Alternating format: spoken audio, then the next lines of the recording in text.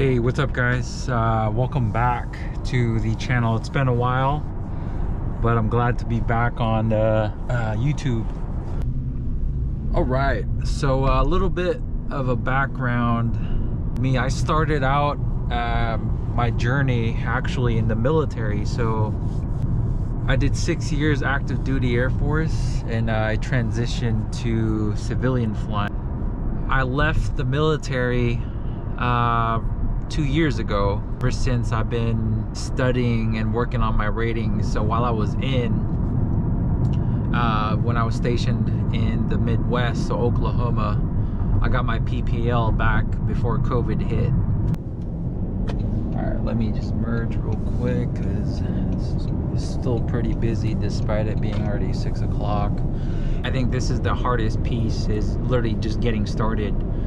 And the hardest part is picking the right flight school and picking the right instructor, right?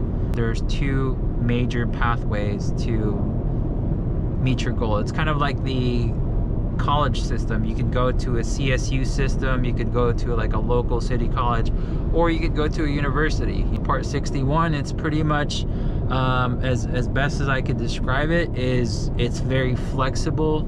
You choose when you fly, what kind of material you want to go over, who your instructor is. It's tailored to your training, as best as I could put it. Part 141, I don't have much experience on it, but obviously you can do a quick Google search on what it exactly is. But I know it's a more structured program. There's certain stage checks, there's certain deadlines, and it's like school, you know, like there's a syllabus and everything like that. Whereas a Part 61 is, I literally linked up and I connected with my instructor, and me and him got along so well, and I was able to get my private pilot license in about 3 months. From zero experience to check ride in 3 months. Obviously, check ride pass, you have to pass the check ride. And a check ride, for those of you that are new, it's pretty much like your big day, right?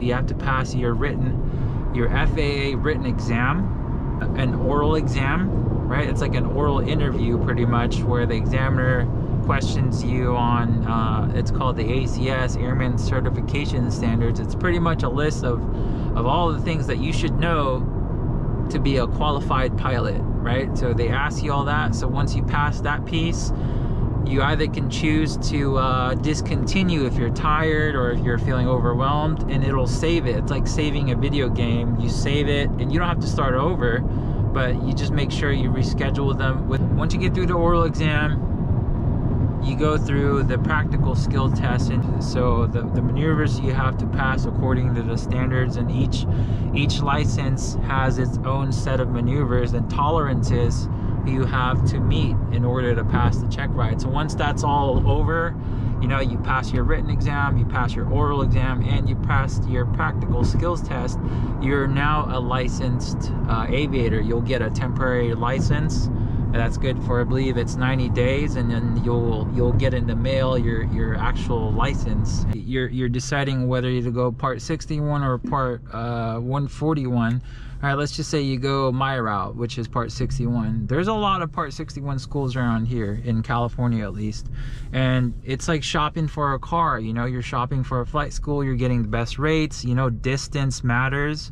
Like, you don't want to have a 3-hour flight and then you have to commute home for another 2 or 3 hours. And that's the last thing you want to do, is have to worry about commuting and having a long drive home, because fatigue is a thing, you know. The next big thing I really want to emphasize is trying all of the instructors, fly with all of them and picking which one is right for you. And the big thing too is, you don't want to have too many instructors. You don't want to have too many voices in your head. I would say no more than 2 instructors, and you want to have a primary and a secondary in case one is obviously on vacation and whatnot, and you still have to continue your training. The next thing I want to go over is just being consistent. Like, you expect to pay roughly around 2025, roughly 8,000 on the low side, and probably 13-14 grand on the high side. If you're paying much more than that, then there's something there's something you're not doing correct. Either you're picking the wrong school, or that instructor is just trying to milk you, or the school is trying to milk you. Maybe you're just lacking effort and you're not studying as much as you should be. You need to be efficient, and I really, speaking of efficiency, is the next thing is you need to be studying your ground instruction. I would recommend getting all of your ground school first. And again, this video is not sponsored by anybody, but I highly recommend Flight Insight. Because like the worst place you can learn is inside of the airplane. It's not a good place to learn. Get your ground school done, and then I would say about midway through your training, get your written exam done. And there's no other way but Shepherd Air. $50 for each written exam, and you get discounts if you take more exams from them, and they will literally give you your money back if you score less than 90% on your exam. I took all my FAA written exams on base for free, right? But if you're civilian, expect to pay roughly around $100 to $200 per exam. But if you do that Shepherd Air, I guarantee you will score at least 95% on your written exam. So that takes the stress away from that written exam. When you're wrapping your training up, I would read the ASA oral guide, because what that oral guide does, it does line up all most of the ACS all in order. It's a question answer format. So that's what I did, and it worked for me. Other study, quick sheets, like study quick sheets. I call it Gouge. The military calls it Gouge. I use is Pilot's Cafe. That's big for your instrument. And again, Gold Seal has it all for instrument, private pilot, commercial. They have all that piece, and it's all for free, to include Pilot's Cafe. Pilot's Cafe is strictly for your instrument. But yeah, I mean, that's what I recommend, and that's how you save thousands of dollars. But anyways, I've been talking a lot, and it's a lot to digest, to be honest. And to recap, right, ways to save: pick the right school. Like that will take, it took me 6 months to find this flight school, right? And then have a backup just in case that flight school, I don't know, goes under, or like the planes are down, and have a backup plan so you're not halting your training, right? So find the right flight school is number one. Number two is pick the right instructor, right? Don't be afraid to fly with other instructors. Don't be afraid to cut people off, because the correct instructor will literally make your life so much easier. If you're clashing personalities, or the vibe is not there, like that's not gonna work out, and you're just gonna end up either spending all of your money trying to understand a simple concept, or the worst case scenario, failing your check ride. So you have to get a sense of, okay, is this instructor just trying to use me for his hours, or is he just trying to generate money off of me, or is he trying to, what they should be doing is do their job and work with you. Granted, they're not going to hold your hand.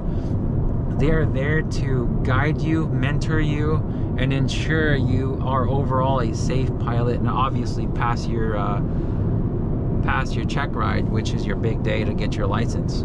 So once you find your school, once you find your instructor, now it's literally like a lot of it is on you. You got to put in the work. Like, it's just consistency. Like, you just have to be consistent with everything, and then everything just falls into place. And next thing you know, that you're soloing the plane. Now you're flying with your instructor. It's super easy, and you're preparing for the exam. It goes by really quick, to be honest, if you just put your mind into it. So flying is not for everybody, right? But at the same time, absolutely do not quit on your first. Give it at least 5-6 flights, of stress and difficulty, and they just jump ship. I'm just like, why? You just pull the ejection seat. Like, why? The longer you stay in on the wrong path, the more expensive it is to get off of that train. So again, don't pull chocks, don't pull the ejection handle on the first sign of just difficult situations or difficult instructors, because you will run into those. And the thing is, we all have choices. So find another instructor, find another flight school. I know that was a lot to digest. Feel free to hit me up in the comments. Again, I'm a commercially rated pilot with my instrument rating, so I do have some flying experience, both military and civilian. So feel free to just hit me up on the comments if you have any questions, comments, or concerns. I'll catch you guys on the flip side. Take it easy. Peace.